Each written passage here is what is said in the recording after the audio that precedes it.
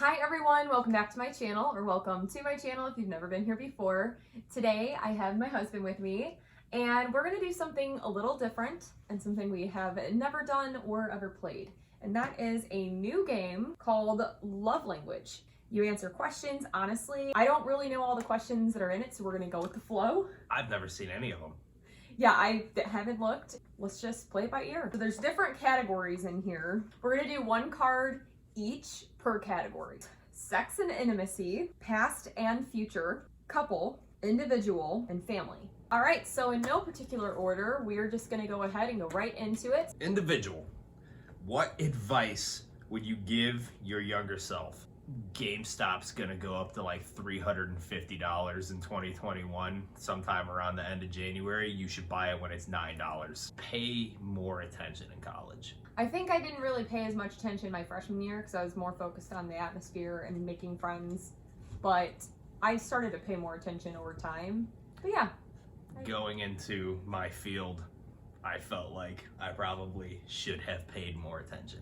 It took me a really long time to get up to snuff. So just pay attention in school, period, because if you don't pay attention, every single year that goes by, it gets harder. My section's family. What 3 qualities would you most like to raise your children to embody? I don't know if they mean internal or physical, but I'll just be broad. I think it's up to interpretation. So I'll say number 1, obviously I want them to be beautiful. I want them to have good qualities. I don't want them to be ugly. That would be so bad. Do your best not to be ugly. Yeah. Remember, kids. Number 2, I hope they're compassionate. To me, I feel like just compassionate people, even though everybody's a little selfish inside, I feel like if you can just see past that and you do things for others, you'll end up being happier in the end.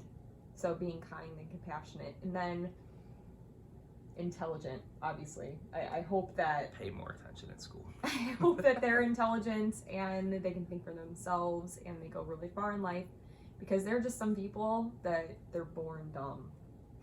And they just so far are not. Determination, I think, would be the only one I'd really want to add. Be determined. It's very important to be successful. And confidence. I don't know, there's a lot of things. Why do I gotta pick 3? I know. Sex and intimacy. Ooh. Do you talk about our sex life with your friends or family? Definitely not my family. But I would say I'm a pretty open book. I mean, if you ask me any question, I'm gonna be pretty honest and straight about it. I don't have any reason to lie about anything. So, I mean, I guess yes is the answer? Yeah, vaguely. If somebody asks... I mean, vaguely. We're not, like, in depth gonna tell people, but I feel like if you talk about, like, how frequent things happen, yeah, I mean, or if you have ask, ever done I'll this answer. or whatever, like, you can be an open book. However, there are things kept private. I feel like there's things that you don't... Well, I mean, I'm not gonna, like, go into a 45-minute rant about things, but... Individual. When do you feel the most protected and taken care of? I feel like if it's asking me what moment I feel most protected, it's probably the end of the night. You're home from training, dog's inside, we're in bed, and I know everyone is families together. Another one would be if I was at a family function that, like, for instance, a holiday at my dad's house, then I know I have my dad and my husband, usually my siblings, all of them are there, my grandparents. I just feel like I have people with me that would protect me and I feel safe. So I think as long as I'm with my family, I feel protected. Good answer. Would you agree? Yeah, that's a good answer. Couple. What is something I could do to make you trust me even more? I know, but it's not like that so here's something that I've been wanting him to, like, let me do, but it's not about being like, where are you at all times? But I think, like, being able to have a location on his phone, because of, there have been many instances where I've not been sure if he's, like, on his way home for dinner, where he's at. And I'm like, if I could just check his location, then I know if he was on his way home for dinner and I could time it out right. Or if I'm trying to surprise him with something. There have been events in my life, a lot, where I'm just like, are you off work yet? Like, blah, blah, blah. And it's not about being trustworthy, but the fact that, like, you're never gonna happen. I don't like that. But I just think it's weird having someone it is track weird. you. I mean, in the beginning, like when I first saw that, I think some people use it for the wrong reasons. If you're obsessed over it, that is so different. If you're like, I'm gonna see what this mother effer is. That is not okay. But for the reasons I want, I feel like it would make me feel like you trust me and I trust you, and it would be equally fine. And the government and Facebook tracks us enough. Location's on for GPS, location's on for all sorts of things. Like, put it on Snapchat or something, okay? Oh, definitely not doing that. I don't want people to know Oh, when you I'm can at share home. via Messenger. It's weird. I didn't know that. Like Nicole and I do it when we hang out, then I know where Sure, she's sure. at.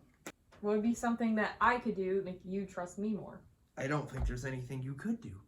I don't have a single ill thought of like mistrust Aw. ever. I mean, it's not that I don't trust you. I'm just saying I want that sometimes, and I feel like I'm not Never a trusted thought enough. that comes through my head. All right, couple. If we break up tomorrow, first off, what? Okay. What would you miss the most? Probably having just anybody in the house. Like coming home to an empty house would be super weird. I'm used to him being at work and me being home, so it's not really what I'd miss. I feel like I'd miss the fact that I wouldn't have like that somebody with me. I've like meaning the other half, like you're missing the fact that you found someone to complete you, and so you have to search for that. You feel the emptiness of it, you're the uncertainty. Past and future. If you could design a perfect day for us, what would that be? Disney World. Oh, in that case, I'm going to say Bora Bora. We're going to go there and we're going to drink cocktails and hang out on the beach and sit in hammocks and just listen to the ocean. I mean, obviously, if I could afford a Bora Bora, sure, that's my number one place I want to Says vacation. perfect day. However, I do love Disney World, and I really want to see the new Star Wars world, and I want to do so many things down there, and I have been to Disney World 3 times in my life, and I've never recorded it for YouTube.